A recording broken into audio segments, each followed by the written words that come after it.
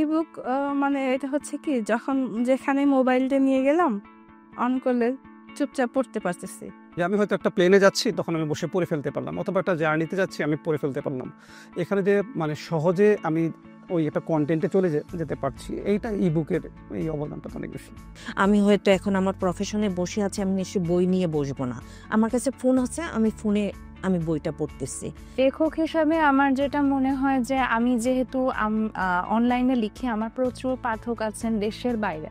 তারা হয়তো অনেক সময় কাগজের বইটা ট্রান্সপোর্ট করে ক্যারি করে দেশের বাইরেটা নিয়ে যেতে পারছেন না। সেক্ষেত্রে আমার মনে হয় যে আমার দূরের পাঠকদের কাছে পৌঁছানোর এটা একটা বড় সুযোগ। প্লাস আমার বড় একটা অংশ আছে স্টুডেন্ট পাঠক, তারা হয়তো বাজেট স্বল্পতার কারণে কাগজের বইটা কিনতে পারছে না, তারা শর্টকাটে ইবুকটা কিনলো, তারা পড়লো আমার লেখা। এটা আমার কাছে ভালো লাগে লেখক হিসেবে। সব কাজ শেষ করে শুইলাম, তখন তো আমি বই পড়তে গেলে আমাকে লাইট জ্বালাতে হবে, রিডিং ল্যাম্প কিছু লাগবে। এখন আমার এটাতে আমার লাগছে না, আমি মোবাইলটাতে কাউকে ডিস্টার্ব করছি না, এটা একটা সুবিধা। আমি বাসার মধ্যে হয়তো রাত্রে আমি একটু লাইট অফ করতে হচ্ছে, আমি কিন্তু তখন বই পড়ার জন্য আমাকে বেডরুম থেকে সরে যেতে হচ্ছে।